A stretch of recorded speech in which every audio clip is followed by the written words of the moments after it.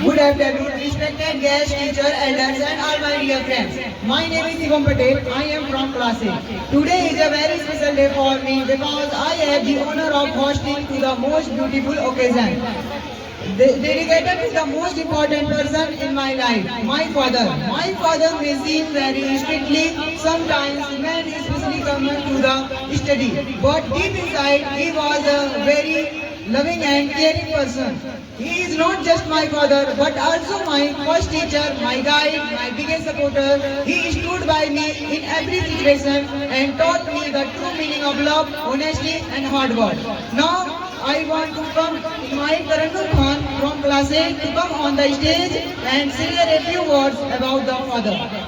Teacher, chief guest, and all my dear friends. My name is Tarannum Khan. My father name is Mr. Abdul Ghaffar Khan. I read in class 8. आज बात उस इंसान की है जो जीवन में शायद सबसे अधिक कुर्बानी देता है और जिसे जीवन में सबसे कम क्रेडिट नसीब होता है। अस्पताल में मेरा जन्म होने के बाद इसकी शुरुआत हुई है क्योंकि अभी तो मैंने अपनी पहली सांस भी ली थी और उसकी धड़कनें तेज हो चुकी थी। मेरी पहली किलकारी सुनते ही पूरे अस्पताल में मिठाई बढ़ चुकी थी। याद नहीं मुझे पहले किसकी गोद में गिरी थी, पर शायद उसी का हाथ था जो सबसे पहले मेरे सर पर गिरा था। आखिर कौन था वो आदमी? क्योंकि लफ्जों की दुनिया में मैं अभी अनजान थी, पर न काम न दुनिया न दोस्त, बस मेरा हंसता चेहरा उसके सिर जान था। वो खुद अनपढ़ गवार रह गया था शायद, पर मुझे पढ़ा रहा था। आखिर कौन था वो जिसे दर्द तो होता था लेकिन बांट नहीं पाता था, और शायद आंसू भी आता था उसकी प्यारी सी आंखों में, लेकिन कभी भी बह नहीं पाता था। आखिर कौन था वो जो मेरी जवानी के साथ खुद बूढ़ा हो रहा था? दर्द ने उसके पैरों को जकड़ रखा था, फिर भी मेरे लिए भाग रहा था। जवानी मुश्किल चलती गई, बाल उसके सफेद होने लगे। कल जो मेरी आंखों का साथी था, आज वही आंसू उसकी आंखों से बहने लगे, क्योंकि वह मेरा बाप था। आखिर कौन है ये पिता जो नौकरी पर जाता तो जवान है पर लौटता बूढ़ा हो गया है? एक बाप अपनी पूरी जिंदगी अपने बच्चों के सपने पूरे करने और घर को ठीक तरह से चलाने में निकाल देता है। उसके जेब में पैसे हो या ना हो, पर हौसला जरूर होता है। खुद के लिए 500 का जूता भी नहीं खरीदेगा, पर औलाद की खुशी के लिए 5000 का जूता भी उसके पैरों में पहना देगा। माँ 9 महीने बच्चों को मुंह में रखकर सींचती है। पिता तमाम उम्र उसकी परवरिश खुशी करता है।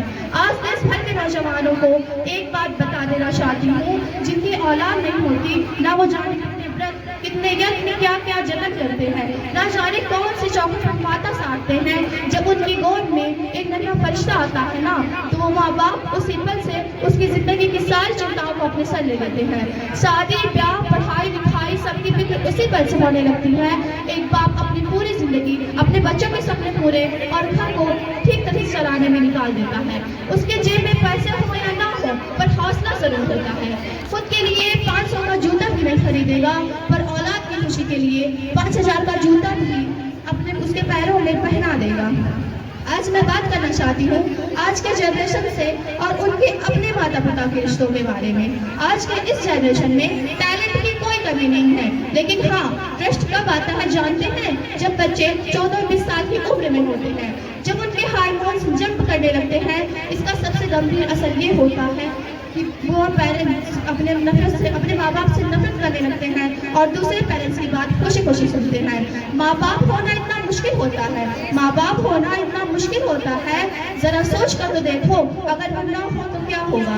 एक मैसेज जो मुझे सुन रहे हैं, संभाल लेना उन लड़खड़ाते कदमों को जो आज एक छड़ी का सहारा लेकर चल रहे हैं, क्योंकि कल तुम्हारा बेटा भी समझदार होगा, और अगर नहीं कर पाए अपने पिता सच्ची मोहब्बत, तो वही बेटा इन लफ्जों का हकदार होगा।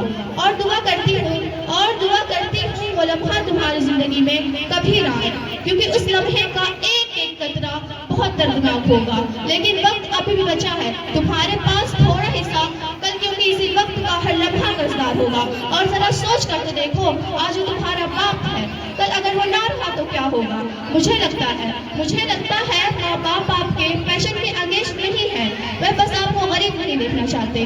आज मैं बात करना चाहती हूँ आज के जनरेशन में और उसके अपने माता पिता के रिश्तों के बारे में। आज के इस जनरेशन में टैलेंट की कोई कमी नहीं है, लेकिन हाँ, ट्रस्ट कब आता है जानते हैं? आज की बेहद होनहार जनरेशन से बस ये रिक्वेस्ट करना चाहती हूँ, पिता की इज्जत राम की तरह करना। पिता का वचन पूरा करने के लिए जीवन के 14 वर्ष कठोर वनवास में गुजार दिए, वो भी खुशी खुशी। आपके माँ बाप को आपसे कुछ नहीं चाहिए। याद रखें मेरे दोस्त, जैसे जैसे आप बड़े हो रहे हैं आपके माँ बाप बूढ़े हो रहे हैं और ये वक्त फिर नहीं आएगा।